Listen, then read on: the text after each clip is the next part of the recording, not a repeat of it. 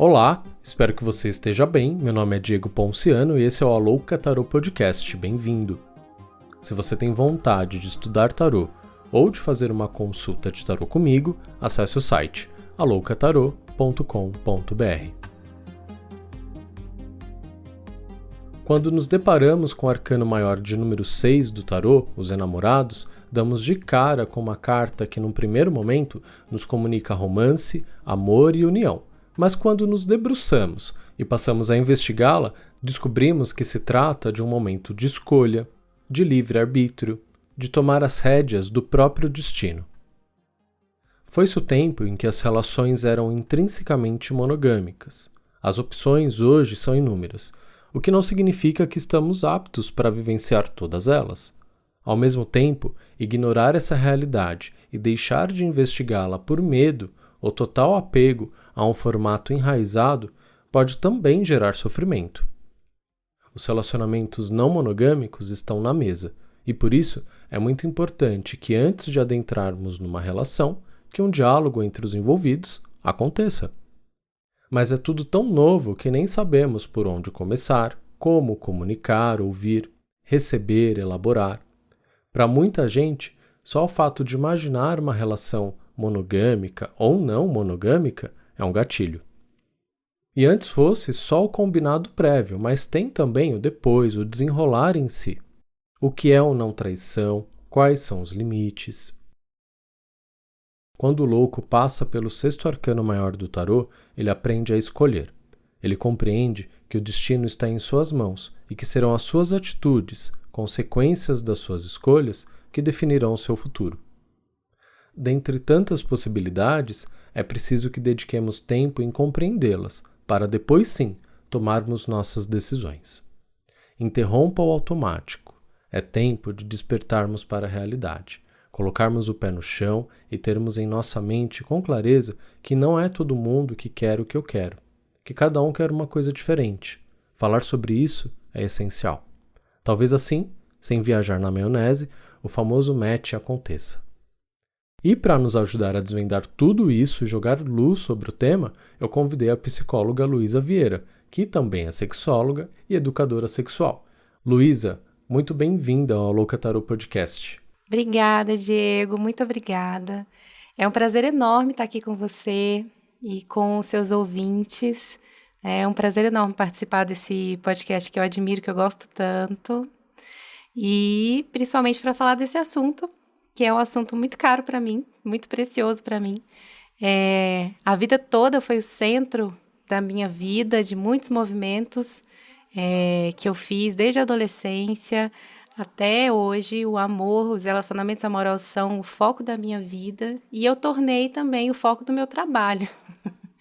É tão importante para mim que eu fiz disso uma forma de me colocar no mundo mesmo, profissionalmente. Então é muito legal, vou adorar responder as perguntas dos seus ouvintes e dos seus seguidores. E é isso aí, obrigada. Imagina, é uma delícia ter você aqui, depois da nossa história que começa numa consulta de tarô e passa por tantas outras, e aí depois o encontro tridimensional, e cá estamos no podcast também. Eu amo a nossa relação também, então falando de relações, eu quero brindar a nossa relação e agradecer a sua presença também aqui no Alouca Tarô Podcast. Lu, a gente tem visto os relacionamentos passarem por grandes transformações, grandes mudanças, novos formatos estão na mesa, mas também a gente tem sentido uma crise nos vínculos, né? Por que tá difícil namorar? Eu sinto isso não só nas consultas que eu tenho realizado, mas também lendo pesquisas e percebendo o comportamento das pessoas ao meu redor, né? Nos aplicativos, no Tinder, no Grindr, onde é que você vá, você vê ali já até um posicionamento de antemão da pessoa. Não quero compromisso, não, quero só coisa casual. As pessoas já avisam, nem te conheceu, nem falou, nunca te viu na vida e já tá falando, não quero namorar. Calma. Uhum. Então, assim, as pessoas estão super posicionadas nesse lugar. Por que tá difícil estabelecer esses vínculos de um tempo para cá? O que você acha que causou isso? Por que você acha que isso está reverberando? Me conta. Diego, olha, isso que você está relatando, que você observa no seu consultório de tarô, né, nas suas relações, eu observo também na clínica. A clínica psicológica está cheia de gente querendo namorar, todo mundo dizendo, eu queria muito namorar, mas ninguém quer namorar. E aí parece que essas pessoas não estão se encontrando, né? Porque todo mundo quer namorar, ao mesmo tempo que eles não encontram pessoas que querem namorar com eles, né? Então é uma incoerência. É uma realidade, e é uma realidade, inclusive, nas pesquisas, né? Que a gente tem tido acesso na última década. As pesquisas que a gente conhece são principalmente norte-americanas, né, e da Ásia, de países da Ásia. Então, a gente não tem dados sobre isso no Brasil. Mas a gente pode inferir, né, até pelo nosso movimento que sempre vai muito na direção dos Estados Unidos, né, a gente acaba reproduzindo em certo grau, grande parte dos movimentos que acontecem lá, a gente pode deduzir, fazer essa inferência de que no Brasil o rumo é esse mesmo, né, que é pessoas namorando menos, pessoas fazendo menos sexo e casando menos. Então, a gente sabe disso por pesquisas que já tem aí uma década se repetindo, os resultados vão se agravando nesse sentido, né? Então, é uma realidade que está posta para todo mundo. E tem muitos estudiosos também que conectam essa forma da gente se relacionar hoje com várias questões da nossa sociedade, a maneira como a gente trabalha, a maneira como a gente consome, a nossa relação com a internet, né? São várias questões que atravessam essa geração de jovens, aí que eu vou falar de pessoas que estão aí na casa dos 20 anos até os 35, que são as pessoas que estão realmente implicadas nessa crise dos afetos, essa crise dos relacionamentos, crise de vínculo, né? Uhum. E aí, assim, eu não tenho uma resposta objetiva de por que isso acontece, eu não sei. Mas eu posso te dar aqui a minha percepção de quem está na clínica vivendo isso, quem está também numa idade que está no meio desse movimento, é que a primeira coisa eu acho que a gente precisava revisitar a nossa ideia de namoro. O que é namorar? Uhum. Porque ela mudou muito nos últimos anos para cá, né? Ela mudou demais. Então, antigamente, a gente não tinha várias fases que hoje existem antes do namoro. Antigamente, o namoro era um momento para as pessoas se conhecerem sexualmente, para conhecerem os gostos e afinidades, né? O namoro era essa experiência. Hoje em dia, não. Hoje em dia, essas fases de se conhecer, de transar, de afinidades sexuais, afinidades relacionais, acontecem muitas vezes antes do namoro. E depois de se conhecer, depois de ter toda essa química, essa afinidade, sei lá, aí as pessoas decidem se vão namorar ou não. Quer dizer, o namoro tomou um outro status. Uhum. E hoje em dia tem gente que fala, inclusive, que morar junto é uma fase do namoro. Aliás, é uma fase do namoro. Caramba. E não uma fase do casamento, como era mais antigamente. Então, essa eu não sabia. Pois é, tem uma tendência aí de estudos mesmo, na psicologia, na antropologia, que vai falar sobre essa tendência de morar junto ser uma fase do namoro. Quer dizer, é realmente uma mudança muito grande. O namoro se transformou em um passo muito sério, em algo assim muito, muito grave, e aí uma tensão muito grande. Quem é essa pessoa com quem eu vou namorar? Né? E aí ressignificar isso, talvez resgatar um pouco mais de leveza para essa relação, né? Principalmente na adolescência, porque os adolescentes vão carregando esse drama muito grande de namoro ou não namoro, me entrego ou não me entrego, né? É como se vai entregar o quê, né? Eles nem sabem o que é isso. Mas é um sentimento de insegurança diante do namoro. Bom, e outro ponto que eu acho muito interessante da gente refletir é até a palavra que há alguns anos a gente utiliza para descrever essa pessoa por quem a gente tem um interesse, um desejo, que é crush, né? O meu crush, então eu tenho um crush em tal pessoa. E se a gente for parar para pensar, essa palavra ela tem uma tradução, um significado de quebrar, né? De triturar. Há um impacto e, diante do impacto, alguma coisa se quebra, se rompe. E isso é o que acontece hoje nas relações. Então, tem ali um impacto inicial, tem um choque inicial, um contato, me identifico, tenho um tesão, tenho alguma relação com aquilo ali, e depois daquilo a gente tritura essa relação, tritura o contato com essa pessoa até não existir mais nada. A gente destrói. E rapidamente essa relação acaba, né? Essa relação tem um fim. Então tem aí um atropelamento, sabe? Um atropelamento de experiências, né? E eu não tô, de forma nenhuma, dizendo assim, não quero aqui colocar uma ideia moralista, né? De que, o namoro precisava ser mais isso ou mais aquilo, então o sexo no namoro e antes do namoro. Não é sobre isso. É só porque essas experiências elas vão sendo atropeladas, há uma impaciência, né?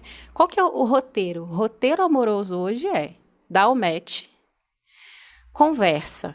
Quando a conversa é boa, aí aquela relação vai evoluindo. Aí tem assim, um grande encontro, uma sensação incrível, aquela pessoa muito legal, muita afinidade, o sexo é bom, a conversa flui, e no dia seguinte a conversa continua. E aí, daí umas semanas, essa relação esfria. E na maioria das vezes, de uma vez, alguém some. Não é isso que todo mundo reclama, que é o famoso ghosting? Sim. E aí, a pessoa que fica, que não fez ghosting naquele contexto, porque isso também varia. Às vezes a gente faz o ghosting, às vezes a gente leva o ghosting, né? Sim. Ela fica se perguntando, mas o que foi que aconteceu? Mas não estava tão bom?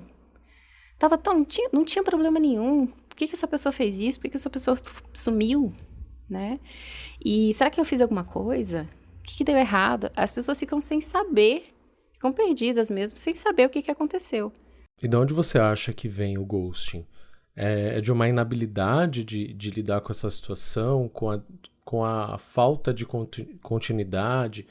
É o não saber descontinuar, por fim, naquela micro-relação? De onde que você acha que vem o ghosting? Diego, eu acho que o ghosting, ele tem pode ter, né, uma característica mais perversa. Acho que isso pode acontecer, da pessoa que quer sumir mesmo, só queria transar e some depois da transa, né? Ou da pessoa que é inconsequente nos seus afetos ali, fala e coloca, investe momentaneamente, não está disposto a sustentar. Pode acontecer, mas eu vejo também que existe uma dificuldade, é muito difícil você encerrar uma relação. E quando não é nem uma relação, é um sei lá o quê, que estamos vivendo aqui juntos, fica mais difícil ainda. Sim. Ouvir esse interdito é difícil, fazer o interdito é difícil. Exato. E a receptividade para essa negativa, ela também é muito ruim. Então, tem muitos pacientes que falam, mas ele poderia ter falado para mim que não queria mais. Aí eu pergunto, mas como que você reagiria se ele tivesse te falado isso? Você ia aceitar numa boa? Aí eu não sei, mais ou menos, né, tal. Por quê? Porque não é fácil, não é assim. Então, é uma esquiva, mas também a gente tem que lembrar que em poucas semanas a gente não consegue conhecer uma pessoa. A gente não consegue estabelecer um vínculo, uma confiança com ninguém em poucas semanas. Essa mágica da relação é uma fantasia romântica, que é muito ruim. É prejudicial porque gera essa ideia de que nós ali vamos ter um contato mágico, vai bater o olho e vai ser aquele clique. Não tem clique. Né? Geralmente não teve tempo da gente conhecer essa pessoa a ponto de entender sinais que ela nos dê, né? A ponto de sacar, não, isso aqui não vai para frente. É diferente quando você está com uma pessoa há meses ou há anos, né? E você consegue... Existe uma previsibilidade no comportamento das pessoas que a gente conhece. E é normal, é natural, isso é até saudável. A gente gosta de comportamentos previsíveis. Isso é confiança. A confiança é a nossa capacidade de prever o comportamento do outro em quem a gente confia, né? Com uma certa segurança, com uma certa confiança nesse resultado. Então, assim, eu conheço o Diego, eu sei ali uma gama de comportamentos que eu espero do Diego e uma gama de comportamentos que eu não espero. né? Mas por quê? Porque a gente se conhece, a gente teve tempo de criar essa relação e se conhecer. Nesse relacionamento foguete, né, que tem lá a sua ascensão rápida, chega lá, cai rapidinho também, e não dá tempo de construir isso. Sim. Né? Então, eu faço uma leitura mais ou menos assim, dessa questão do ghosting, né? Nem sempre é maldade. Você daria alguma dica para quem se vê nessa condição, nesse lugar, do tipo, né, vivi essa relação foguete, né, e eu acho que nem vale muito, assim, a gente julgar, né, as relações foguetes, porque elas estão aí, elas estão existindo, é para isso que a gente está aqui, né, nesse episódio, para comunicar essas relações foguetes, porque elas estão existindo. Então, como que a gente convive com elas? Como a gente administra elas? E eu acho que esse sintoma que o ghosting comunica, que pode sim vir da perversidade ou dessa total inabilidade em colocar fim nas coisas, tá aqui, entendeu? Tá aqui pendurado nessa conversa. Então, assim, como não dar ghosting, né? Chega lá, oi, gato, gata, foi massa, mas é isso aí, um beijo, tchau, né? Um beijo da Anitta. Ou não. Daí, eu acho que entra um fator que é predominante para todos os relacionamentos, que é a questão da maturidade. O quanto você está maduro, seguro de si, da sua vida o suficiente para conseguir expor com respeito, com consideração, com afeto, com sentimento, o sentimento que houver, né? A sua vontade desse interdito, dessa interrupção, desse final com 3 pontinhos, né? Porque a gente não sabe o vir a ser. E também para você ouvir isso, entender que o outro, ele não fez uma dívida com você quando ele se dispôs a estar contigo, né? Ele não fez uma dívida. É uma compreensão dessa complexidade, eu acho. E nem sempre, eu acredito que nem todas as coisas precisam ser conversadas, sabe? Acho que a gente hoje em dia esgota muito as relações pela conversa excessiva. E é uma conversa descritiva que não diz tanto quanto parece que está dizendo. Às vezes, a postura evasiva já deu a mensagem que a pessoa queria dar. A postura evasiva, ela não é a minha escolha. Eu, Luísa, preferi não fazer isso. Mas ela é a escolha de algumas pessoas. E aí cabe também a quem está se relacionando com essas pessoas entender, sabe? Compreender, falar, olha, eu quero estar com uma pessoa que está tendo uma postura evasiva comigo? Não, então tudo bem. Então deixa ele evadir para lá, eu vou evadir para cá. É isso, né? Porque daí cai no clássico também. A gente não consegue mudar ninguém, né? A gente consegue a gente se mudar, a gente fazer o que está ao nosso alcance. Então, se a gente está percebendo que o outro está evasivo, está demorando mais para responder, a gente sabe ler também outras comunicações, né? Outras formas de se comunicar que não a verbal. Então, a gente já sabe o que está acontecendo ali. Seria o ideal, como você disse, eu também não escolho ser evasivo. Mas tem gente que escolhe, e aí, se eu cair numa dessa e estou lidando com alguém que está sendo evasivo, que está se comportando diferente de uma semana atrás, cabe a mim ter essa malícia, essa maturidade de falar, é isso, e tocar minha vida, né? Sim. E eu escuto muito a pergunta, que é uma pergunta retórica que as pacientes, principalmente mulheres, fazem sobre esses relacionamentos, que é assim, mas eu queria saber o motivo. A gente precisa ter uma resolução porque eu preciso saber o motivo. Eu quero saber por que ele não quis mais. Eu quero uma satisfação nesse sentido. E aí, a minha resposta em geral é a mesma. Olha, o primeiro motivo você já sabe. Ele quis. Isso já é um motivo. Ele quis encerrar. Isso não é motivo suficiente? Você está com uma pessoa que quis encerrar essa relação com você. Que motivo mais você quer? Que justificativa mais você deseja? Para quê? Ele tem que ter assim, porque a minha ex, porque é o meu trabalho, porque eu não estou no momento. Aí vem todas essas justificativas que são vazias, porque são mesmo. Né? Daí, uma semana depois, a pessoa está namorando com outra pessoa, e aí a paciente fica pé da vida, né? Nossa, mas aí, não, porque era mentira. Ele mentiu para mim. Não, ele não mentiu. Né? Na maioria das vezes, não. Pode, claro. Mas na maioria das vezes, não. A gente só tem uma inabilidade mesmo para descrever o nosso desejo. Sendo que dizer assim, eu não quero mais, já é suficiente. Já tinha que ser, deveria ser suficiente, né?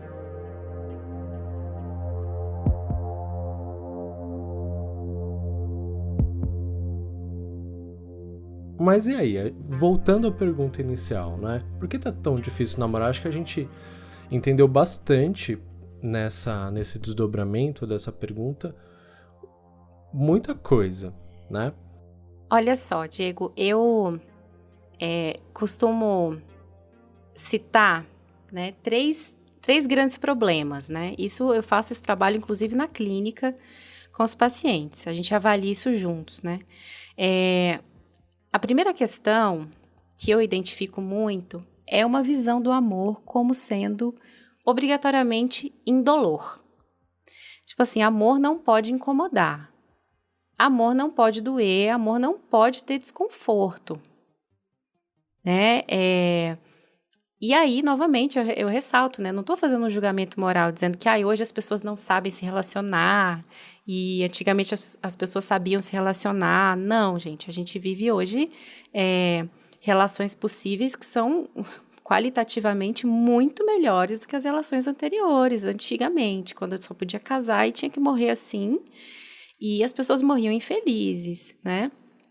Então, as relações de hoje são muito mais satisfatórias, muito mais. Concordo. Mas existe, sim, uma ideia de que amor tem que ser indolor e que não pode provocar nenhum desconforto, né? No nosso relacionamento predominante, hoje em dia, o tipo de relacionamento predominante, que é uma monogamia serial, a gente troca de parceria, né? A gente tem uma parceria amorosa sexual de cada vez. Isso é um avanço incrível, nos dá a oportunidade de viver diversas experiências, de sair das relações, né? E se aprofundar nelas. Não tem nenhum problema com isso, né? E o que as pessoas, eu vejo hoje, não suportam muito é justamente esse aprofundamento. Porque esse contato com o outro, muitas vezes o outro se mostra diante da gente como um espelho das nossas questões, que a gente não está muito afim, muitas vezes, de ver. Né? Então, quando a relação incomoda, quando a relação gera um desconforto, isso não é amor. Então, passa para o próximo. Né? Já que eu tenho aqui um catálogo nas minhas mãos, eu posso escolher outras opções, então, eu vou para o próximo. O segundo ponto que eu ressalto sempre, que esse é muito interessante, é que hoje a gente tem um eu, um ego, né, usando um termo bem do senso comum, muito empoderado.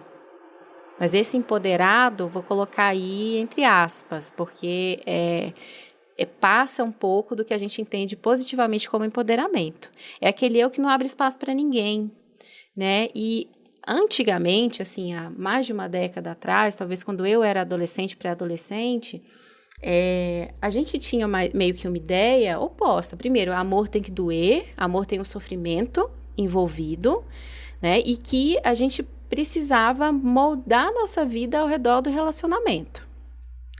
Hoje é o oposto.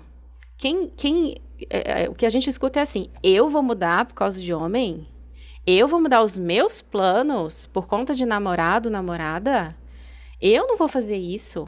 É visto como se fosse quase uma burrice. Assim, nossa, mas você está sendo trouxa. Porque você vai mudar esses planos aí. Em vez de ir para a universidade tal em tal estado, você vai para a universidade aqui porque você quer ficar com o seu relacionamento, você está sendo trouxa. Você tem que se priorizar.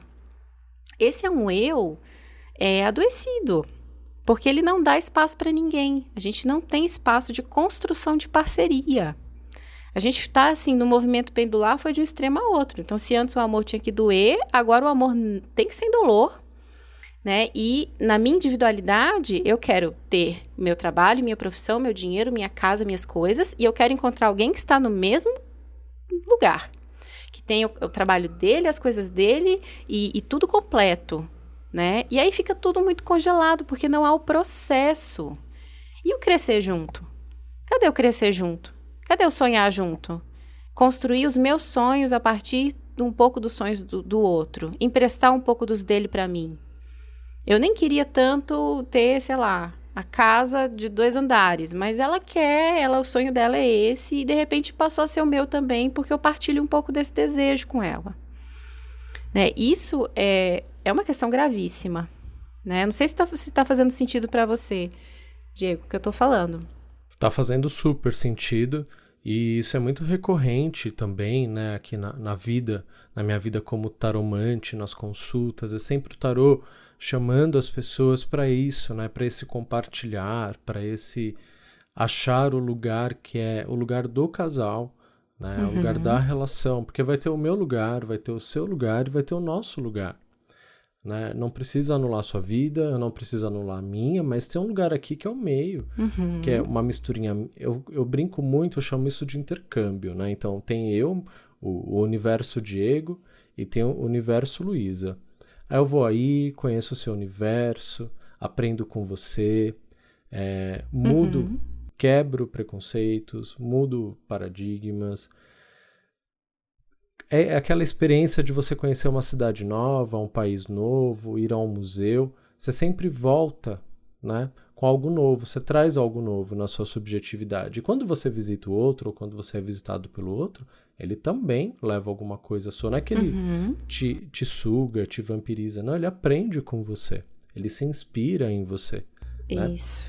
E tem um lugar comum, que é como se vocês construíssem um novo universo. Então a gente vai unir o melhor do universo do Diego com o melhor do universo da Lu e construir um universo nosso, né? E cultivar esse jardim juntos e colocar ali pluralidades e potencialidades. É isso que eu tento comunicar às vezes nas consultas. É difícil comunicar isso porque esse pensamento que você narrou, ele é muito forte, ele é muito enraizado na gente. Sim. E aí o terceiro ponto que eu gosto de ressaltar é que é triste demais, que é o fim da fantasia do amor. Muito sério. Porque a gente meio que abandonou a fantasia. O que era a fantasia? Assim, eu vou ser feliz na relação, eu vou encontrar um cara assim, assim, assim, ou uma mulher assim, assim, assim. A gente vai passar a vida junto, a gente vai ter uma família, ou não, ou a gente vai ter os nossos pets, ou a gente vai viver viajando, vamos ser 2 mochileiros. E essa fantasia, sabe? Que ela é irreal, lógico, porque é fantasia, mas ela enriquece, ela é lúdica. Ela é uma parte lúdica do apaixonamento. A gente perdeu e a gente ficou só com a idealização. A idealização é aquilo que vai dizer assim, tem que ser assim. Eu quero assim. Tem que ser desse jeito, o meu padrão é esse, a pessoa tem que ser assim, relacionamento tem que ser assim. E já vai trazer esse peso de um monte de regras. Que aí a gente tem um checklist para ver se esse outro vai cumprir, se esse outro vai estar à altura. Isso é muito triste, né? Eu acho isso muito triste. É isso, porque daí você já interrompe, né? Qualquer possibilidade antes mesmo de você se permitir conhecer aquilo, porque você já estabeleceu que se ele vier daquele jeito ou de qualquer outro jeito que é diferente daquele que você estabeleceu, não tem nem conversa, né? Não tem nem diálogo, não vira nem amizade. E aí a gente vive um grande 4 de copas, que é aquele idealizar, o encontro, o afeto, e aí quando vem é afeto, você tava buscando, tava esperando, aí chegou. Aí não, mas não é desse jeito que eu queria. Óbvio que não vai ser, porque, né, você tá trabalhando aí com fantasia, e a fantasia não vai se manifestar na realidade, ela é a fantasia. Exatamente. Né? Agora, o que a gente cria com os recursos que nos são dados na materialidade, aí é outra história, a gente pode criar uma história fantástica e bonita, né? Mas requer muito esforço, tem dor, tem angústia envolvida, né? Tem frustração envolvida, tem diálogo, né? Eu gostei muito que você falou que às vezes o diálogo, ele fala e não fala nada, né? É verdade. Tem outras formas de conversar, de dialogar, na subjetividade, na troca, no auxílio, no carinho, no companheirismo, no olhar, no corre junto. Tudo isso é conversar também. Eu acho que fica muito claro aqui pra gente porque tá tão difícil namorar, né? E criar esses vínculos, porque muita coisa tá acontecendo, né, Lu? Acho que a gente tá passando por um momento de grandes mudanças sociais. Acho que desde o começo da pandemia a gente tem sido bombardeado com essa percepção da mudança, com essa percepção do novo, das novas possibilidades, que o mundo não é mais igual e, consequentemente, a gente e as relações também não. Então é muita coisa para assimilar. Mas acho que o lugar mais interessante da gente investigar é sempre esse, a gente, né? É só isso que a gente consegue fazer, é só isso que de verdade está ao nosso alcance. Nisso é importante também a gente falar, eu acho uma coisa muito importante, que eu já falei algumas vezes aqui no podcast, né? Que estar num relacionamento não é superior do que não estar e vice-versa. Porque tem gente que acha que quando tá namorando, menos uma coisa do meu checklist consegui. Então, tô na faculdade, ou tô num trampo massa, tô formada, agora arrumei um namorado, o próximo passo é noivar, depois é casar, e depois é ter filho. E aí vai chegando num lugar onde as metas vão também sumindo, né? E isso gera também um esvaziamento ali, principalmente na vida de algumas mulheres, eu acho. Enfim, mas voltando aqui. Por que tá difícil namorar? Mas por que você quer namorar? Sabe?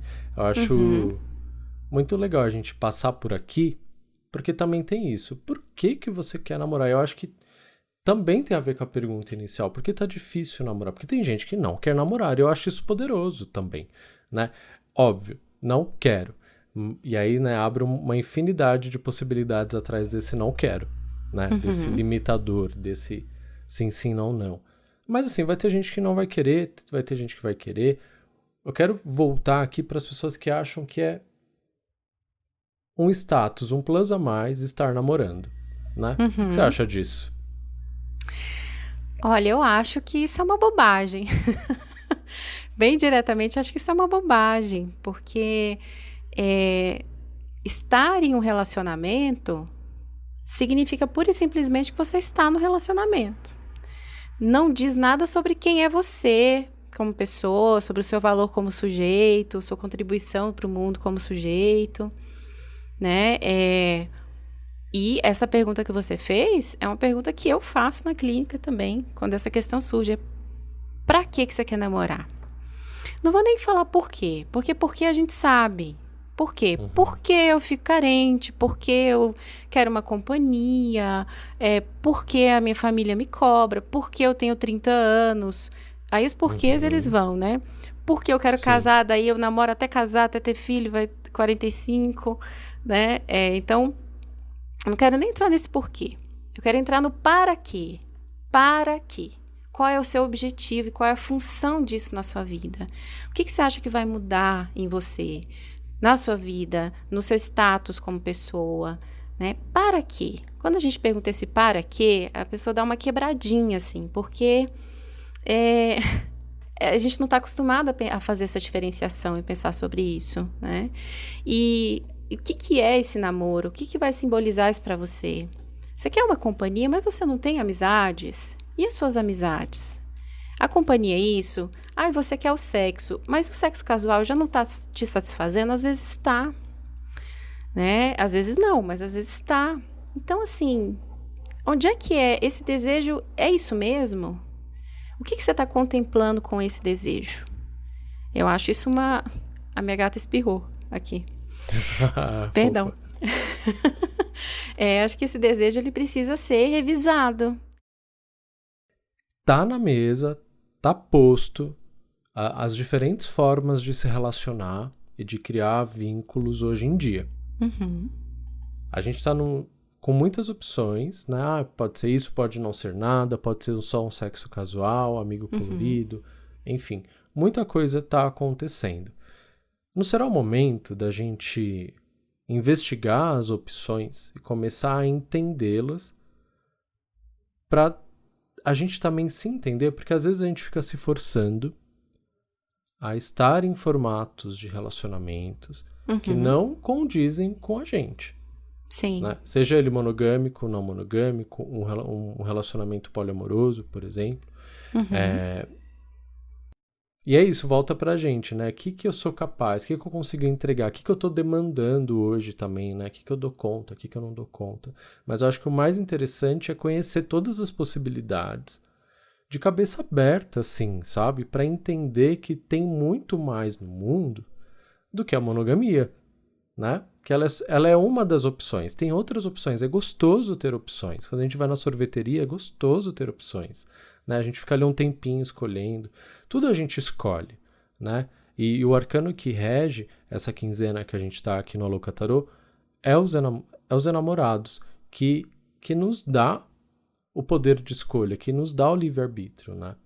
Mas para a gente escolher, a gente tem que conhecer. Então, na sorveteria, a gente dá uma experimentadinha, né? Pega um pouquinho aqui, uma pazinha desse, uma pazinha daquele outro. Nas relações, às vezes não dá para experimentar, mas o fato de conhecer, se aprofundar e conversar com pessoas, de repente, ouvir pessoas que já estão vivendo, de repente pode ajudar a quebrar, né, até mesmo preconceitos, né, Lu? Sim.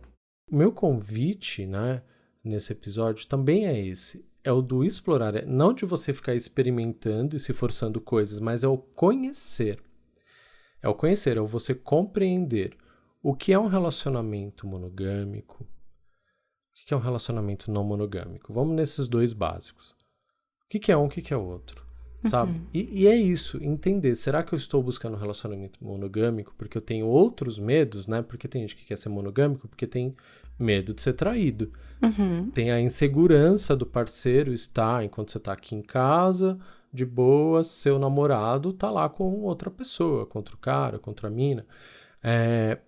É isso, e aí também investigar esses medos que te blindam, que te impedem de sequer estudar a respeito dessa possibilidade, ler a respeito, conversar a respeito, porque isso causa um medo e te trava de uma maneira que você nem se permite entender o que é. Então você fica na ignorância para se blindar, para se proteger, né? E é muito importante falar disso porque não é só, não, ter a cabeça aberta. Não é só sobre isso. É sobre também conseguir superar alguns tabus mesmos, né? Algumas coisas que são tão fortes que eu não acho que seja fácil resolver. Tipo, a história do corno, de ser corno. Entendeu? Uma vergonha ser corno. Entendeu? Imagina, você tá em casa jogando videogame, a sua mina tá com outro cara enquanto você tá lá de boa. E daí, tá ligado? Então é também desconstruir isso, sabe? Sim. Dar uns passinhos para trás e entender as dinâmicas das relações, as dinâmicas tóxicas das relações, para que elas não sejam fatores, para que coisas tóxicas não sejam fatores na sua decisão de algo que pode ser muito mais saudável, né? Incrível. É isso. A gente, o que motiva as nossas posturas emocionais e comportamentais está para além desse âmbito só interno, né? O quanto que a gente acredita que esse nosso desejo é inadequado e vai ser julgado, e muitas vezes vai ser julgado, não é nem pela família que está lá fora, às vezes é pelo que está aqui na minha cabeça, pelo que eu entendi que o meu pai pensaria disso que eu vou fazer, né? Isso é um tabu, isso é uma coisa que realmente não é fácil de superar, não é fácil de desconstruir. Além dos sentimentos de posse, as inseguranças, né? O medo do abandono, que vem mesmo, que pegam forte a gente. Quando a gente se dá conta de que nós não somos unanimidade no desejo do outro, no interesse do outro. E aí a gente quer a todo custo que esse outro suprima esse desejo, suprima esse interesse, em nome do amor. Tem gente até que chama isso de amor. Esse amor é essa capacidade de suprimir os desejos para poder estar com aquela pessoa. E tudo bem se for para todo mundo ali daquela relação. Mas hoje a gente entende que não precisa mais, né? Não é mais uma necessidade. E é maravilhoso que não seja. Eu também acho, né? Vamos para uma outra pergunta de ouvinte. Ela pergunta o seguinte: que atitudes e pensamentos podem ser descontinuados para evitar repetição de padrões dentro de uma relação? Muita coisa, né, Lu? Não, muita coisa e de forma genérica, a gente pode até que tentar imaginar, né, que tipo de padrões que a gente conhece já como sendo disfuncionais. Mas essa era uma pergunta para a pessoa se fazer também, né? Quais são os meus padrões? Quais são as minhas repetições? Eu costumo dizer, quando vem aqueles caras assim, né, contando, porque a minha ex fulana é louca, a outra fulana também era doida, a outra que eu fiquei ali semana passada também era maluca. Aí eu sempre falo, eu peso o rolê, que eu sempre falo, bom, temos um denominador em comum entre essas pessoas diferentes, né? Que é você, né? Ser de luz aí, alecrim, o que é que tem em você então? Porque você é o denominador comum. Então, quando a gente fala de repetição de padrões, a gente tem que olhar para o elemento que permanece. Quais são os seus padrões? Primeiro, mapeie. Quais são os meus padrões? Quais são os padrões que eu repito? Eu preciso mapear. O que é que eu repito? E não é o que o outro repete comigo, é o que eu repito com o outro. Qual é a minha contribuição para esse meu problema? E daí, é só daí que a gente consegue romper. Eu acredito que esse é um caminho seguro. Muito bom, Lu. Eu acho que é isso, a gente vai percebendo, principalmente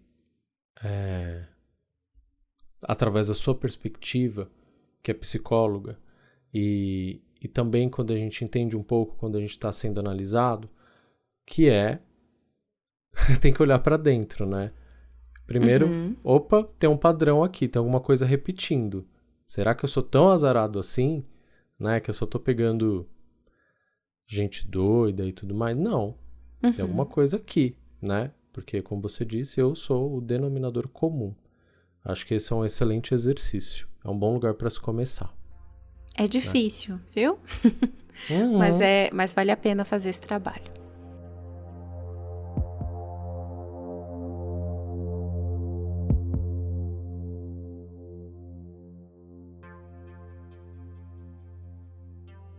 Mas falando ainda dos formatos, né, que a gente tem ouvido falar, que está circulando aí, que causa calafrios. Mas tem gente que já está muito de boa com isso, que já vive ali o seu relacionamento monogâmico, mas que vislumbra mudar, abrir a relação, né, como dizem, ou não, tá num relacionamento monogâmico, não quer abrir, mas vai abrir naquele lugar que você disse, né? Vai trazer alguém para o sexo, vai trazer alguém para passar um final de semana, para viajar junto, mas sempre o casal, né? Com essa terceira, ou quarta, ou X pessoas.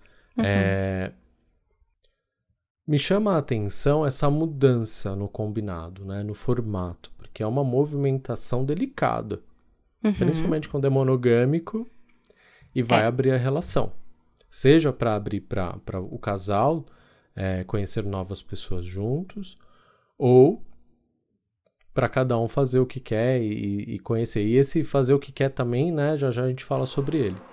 Mas assim, vale a pena mudar o formato, né? E tem um momento certo para isso, tem um momento que não é bom fazer isso. Eu reparo também que muita gente decide abrir a relação, né? Vive lá um relacionamento monogâmico. Aí fala, vamos abrir, vamos ser não monogâmicos, né? Quando o relacionamento está em crise, quase como uma tentativa para salvar a relação. De salvar a relação, né? Vamos lá, vamos começar por vale a pena mudar quando você está num formato X? Que momento é o ideal, que momento não é o ideal? Diego, olha, eu não acho que tenha um momento ideal. Eu acho que o momento ideal vai ser quando a parceria quiser, desejar e conseguir se estruturar para isso. Agora, eu acho que existem momentos inadequados, né? Por exemplo, esse que você disse, que é para esse momento de crise, quando a relação não está legal, surgiu ali um desinteresse, falta paixão, já não tem a paixão do início, já não tem interesse sexual, as pessoas estão desconectadas e daí elas têm a brilhante ideia de abrir a relação, quer dizer, vamos variar, né? Já que estamos entediados aqui nessa relação, vamos variar para ver se a gente resgata alguma coisa. Esse é um momento que eu acho extremamente inadequado, porque abrir a relação só complexifica, só complica, só traz mais elementos para a gente ter que botar nessa conta, né? Nessa economia afetiva. Então, multiplica algumas tensões, multiplica algumas angústias. Você não resolve com outra pessoa um problema que você tenha com a sua parceria. O problema com a parceria você resolve na parceria. Você não resolve sozinho e não resolve com uma terceira pessoa, ou quarta, ou quinta, ou décima. Você resolve com a sua parceria. Última pergunta, Lu. Bora. De uma outra ouvinte, ela perguntou o seguinte: após 3 anos de casada, a emoção do começo passou. Sinto amor e companheirismo pelo meu esposo, mas temo que nossa relação esfrie por estar nessa calmaria da estabilidade, que eu adoro. Eu devo me preocupar? Olha, após 3 anos de casada, a emoção do começo passou. Até aí, tudo bem? Tudo normal? Tudo certo, gente. A emoção do começo, ela passa.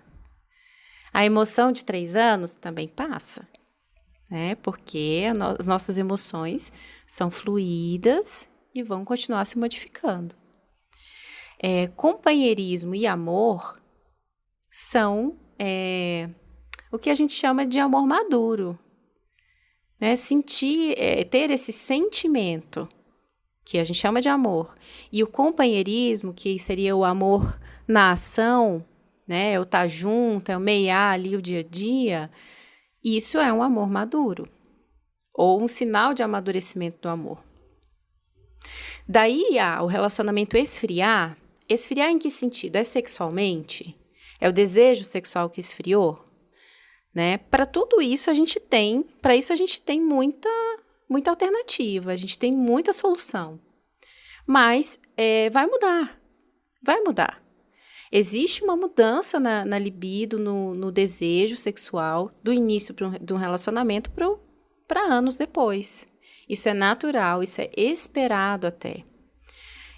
O apaixonamento, o estado de apaixonamento é um estado de adoecimento. Se a gente descreve o que está acontecendo com a gente quando a gente está apaixonado, é quase a mesma coisa de uma crise de ansiedade.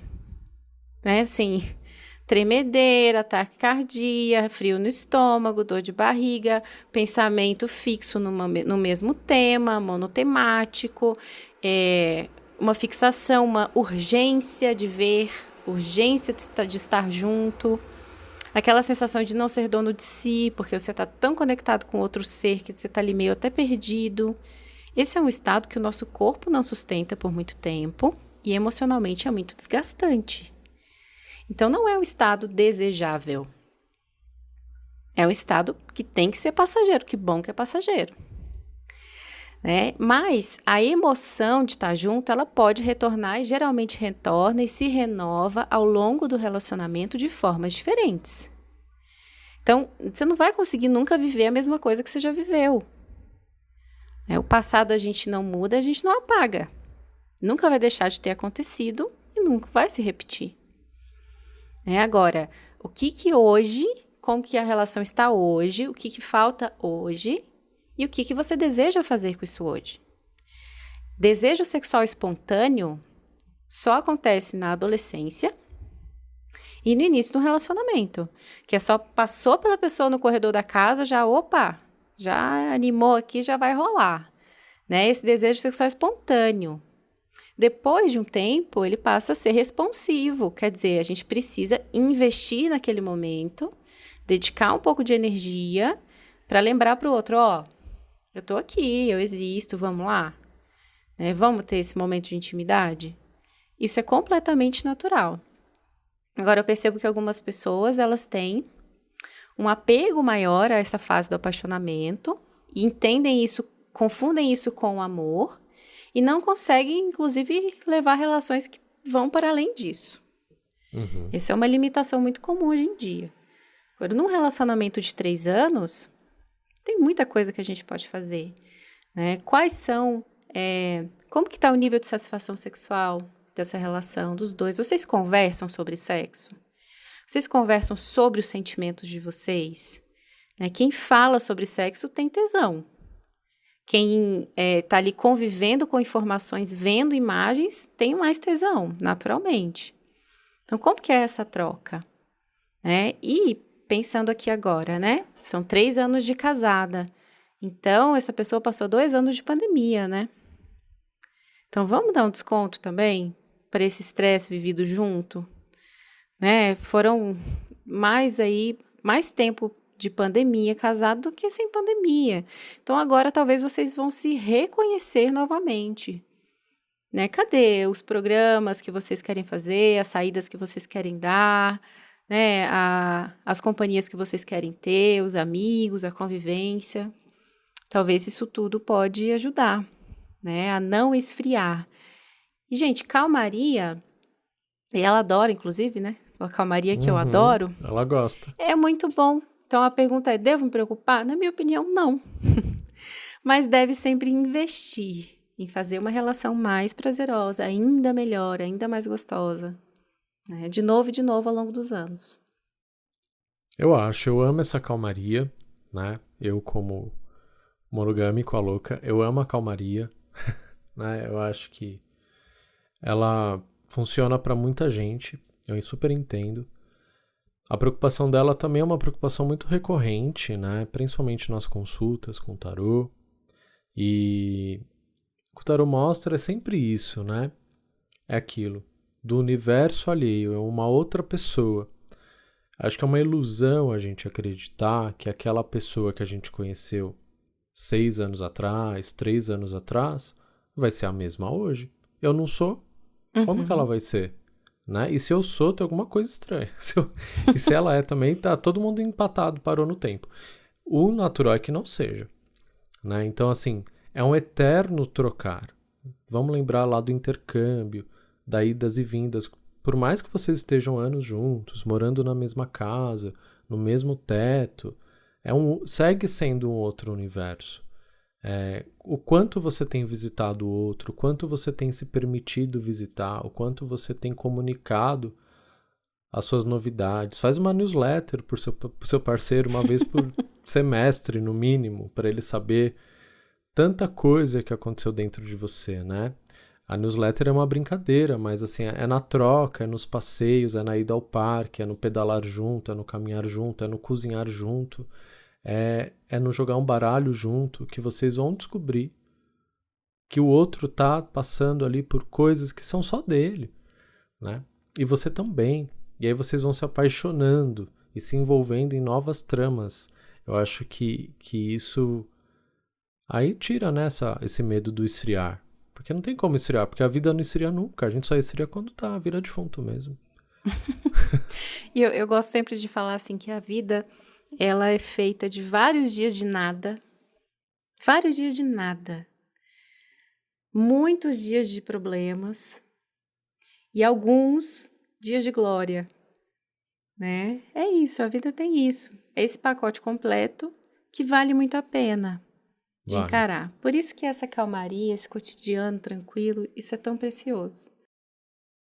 Lu, para encerrar, eu quero que você diga como que as pessoas te acham no Instagram, no TikTok.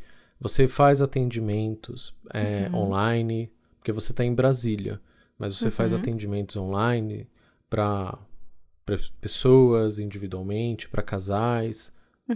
Como que te encontra? Como que chega até você? Eu sou @luisavieira.psi, Luisa com Z, tanto no Instagram quanto no TikTok. Foi um prazer imenso estar aqui com você, Diego, dividindo esse espaço. Muito obrigada por essa abertura, pela confiança. E espero estar aqui mais vezes, que essa tenha sido só a primeira vez. Lu, igualmente, foi uma delícia esse papo. Ele tem a intenção de te convidar, de te provocar, você que está ouvindo, a investigar mais esses temas, de se investigar mais, de conhecer a si mesmo, de entender de onde vêm as tuas expectativas, de onde vem essa fixação por um formato de relacionamento. A gente fez aqui ao longo desse episódio várias provocações, Se permita ser provocado, faz bem às vezes. Essa a intenção. Aí depois você vai ter uma gama de possibilidades, uma série de opções para você escolher, e escolher com mais sabedoria, com mais lucidez, ao invés de ficar aí nesse automático, repetindo, reproduzindo falas e comportamentos, só porque você foi ensinado assim. A vida, não só nesse âmbito, mas em todos os outros âmbitos dela, nos permite isso, expandir. É tempo de expansão e aprender coisas novas, porque o mundo tá, mudando pra caramba. Obrigado, Lu. Mais uma vez, muito obrigado. Foi uma delícia conversar com você. E você que nos ouviu, que nos acompanhou até aqui, passa pra frente, manda para aquele amigo que tá precisando ouvir essa conversa, ganhar um pouquinho de perspectiva. E a gente se encontra aqui no Alô Catarô Podcast no próximo episódio. Um beijo. Tchau. Tchau, tchau.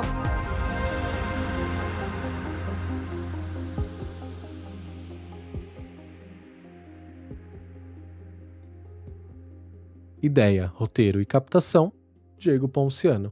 A edição e a mixagem é do Renato Arantes.